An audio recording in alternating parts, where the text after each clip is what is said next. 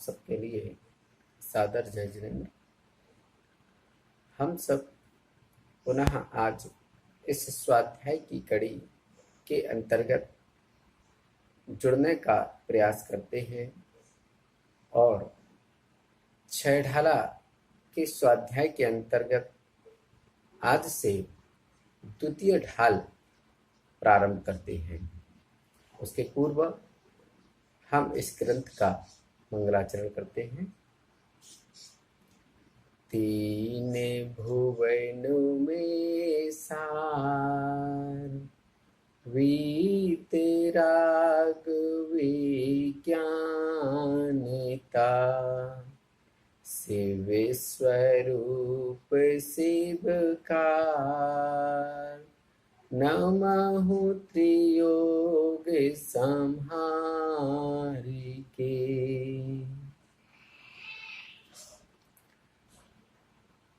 इस दूसरी ढाल के अंतर्गत चारों गतियों के भ्रमण व दुखों के निदान, सात तत्वों का विपरीत श्रद्धान, कुगुरु कुदेव कुधर्म का स्वरूप क्या है, गृहीत अगृहीत के भेद से मिथ्या दर्शन, मिथ्या ज्ञान, मिथ्या चारित्र का वर्णन विशद रूप से किया गया है। और इस ढाल के अंत में संसार के जो दंड फंद हैं उनको छोड़कर आत्म स्वरूप में लीन होने की शिक्षा दी गई है। तो इस प्रकार से यह दूसरी ढाल हम अपने जीवन में आत्मसात करते हुए और शिक्षा ग्रहण करते हैं कि हमें इस संसार परिभ्रमण का कारण जान करके और उसको त्याग किस प्रकार से करना है। आइए हम शुरू करते हैं पहले छंद के साथ।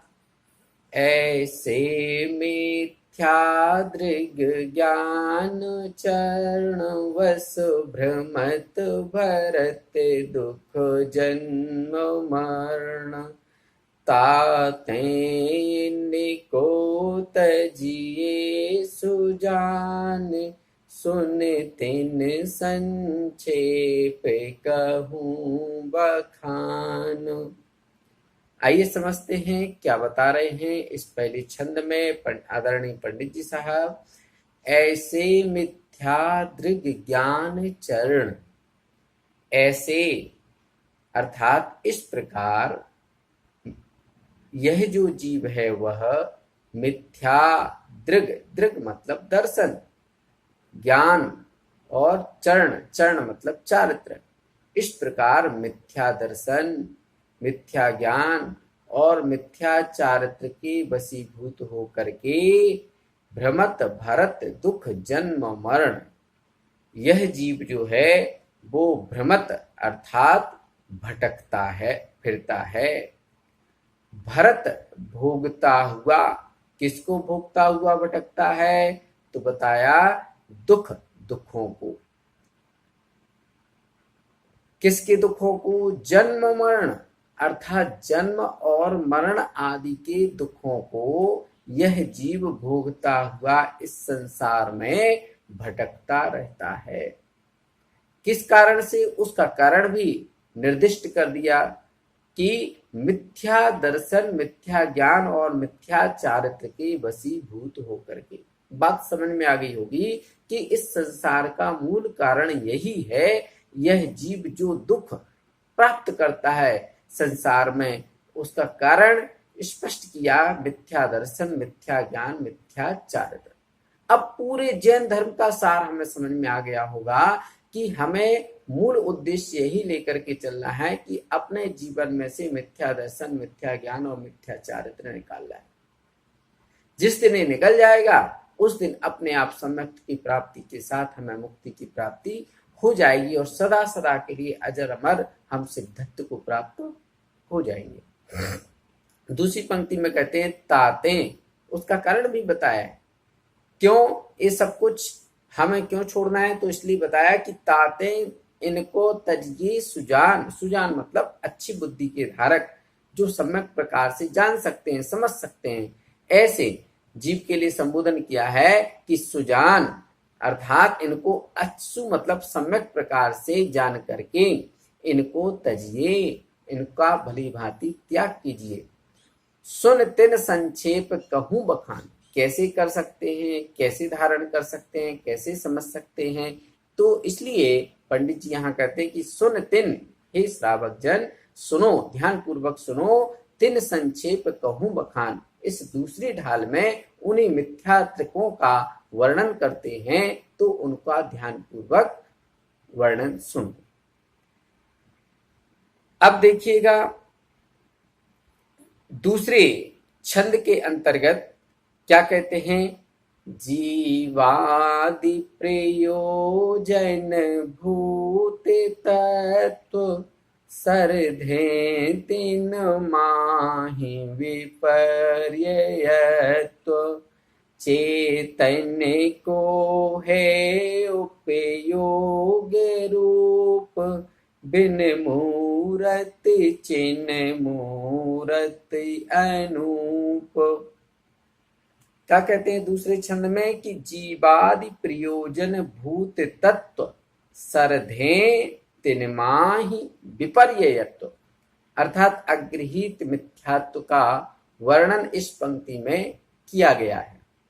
कैसा अगृहीत क्या कहलाता है, जो हम अनादिकाल से विपरीत सिद्धांत करते हुए चले आ रहे हैं, जिसके प्रति हमें अलग से पुरुषार्थ नहीं करना पड़ा, अर्थात बिना ग्रहण किए हुए ही एक जो हमारा विपरीत सिद्धांत चला आ रहा है, जो मिथ्या की कोटि में पहुंच जाता है, तो उसी के बारे में कहा कि जीवादि प्रयोजन भूत तत्व। तो वो कैसे पड़ता है कि जीवा आदि, जीव आदि का मतलब क्या है, जीव, अजीव, आश्रव, बंध, संवरण, निजरा और मोक्ष, ये जो 7 तत्व हैं, ऐसे जीवादि प्रयोजन भूत तत्व, अर्थात प्रयोजन भूत मतलब के तत्व हैं, इनको ही तो जानना है, इनके प्रति ही तो सिद्धांत करना है 7 तत्वों के प्रति।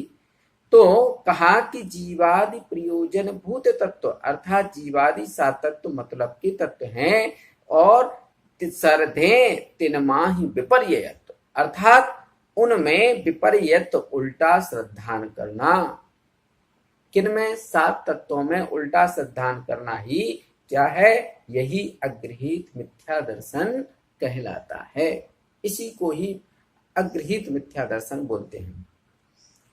चेतन को है उपयोग रूप, बिन मूर्ति चिन्ह मूर्ति अनूप, और जीव तत्व का निरूपण इस दूसरी पंक्ति में करते हैं कि चेतन को है उपयोग रूप, अर्थात चेतन आत्मा का स्वरूप उपयोगमय है। क्या है आत्मा का स्वरूप, उपयोग। उपयोग किसे कहते हैं, जिसमें जानने और देखने तथा अनुभवन करने की शक्ति पाई जाती है। विचारणी है, 2 संसार में मुख्य पदार्थ हैं, एक जीव पदार्थ है या जीव द्रव्य है, और दूसरा अजीव या पुद्गल द्रव्य है। जीव द्रव्य जो होता है वो चेतनात्मक परिणति वाला होता है, और अजीव द्रव्य जो होता है वो अचेतनात्मक होता है।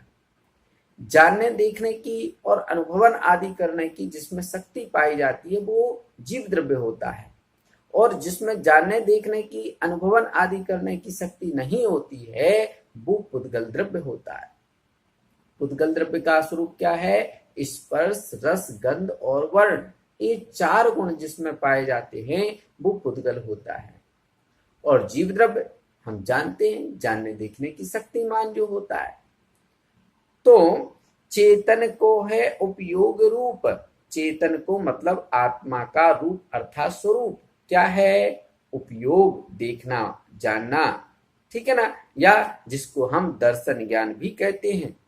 वह बिन मूर्ति चिन्ह मूर्ति अनूप, बिन मूर्ति अर्थात अमूर्तिक, आत्मा का स्वरूप कैसा है, अमूर्तिक है, और चिन्ह मूर्ति अर्थात चैतन्यमय, और अनूप अर्थात उपमा रहित है। आत्मा का स्वरूप कैसा कैसा बता दिया पंडित जी ने, कि पहला लक्षण बताया कि बिन मूर्ति अर्थात अमूर्तिक है, पुद्गल से रहित, अनुभवन करता है कि नहीं, वो जानता दिखता है ना जीव। तो इसलिए, और अमूर्तिक पुद्गल पिंड तो है नहीं। चिन्मूर्ति चैतन्यमय अर्थात अनुभव करने वाला। तीसरा लक्षण उपमा रहित, जिसकी हम संसार में कोई उपमा नहीं दे सकते। तो इस प्रकार जीवादि सात तत्व अपने लिए कैसे हैं, सारभूत हैं। उनमें यह जीव अनादिकाल से विपरीत श्रद्धान करता आ रहा है। यही अगृहीत मिथ्या दर्शन है। वास्तव में चेतन या आत्मा का स्वरूप देखना जानना है, और वह कैसा है, अमूर्तिक है, चैतन्य रूप है और उपमा रहित है। आइए हम तीसरे छंद की ओर इस ढाल के चलते हैं।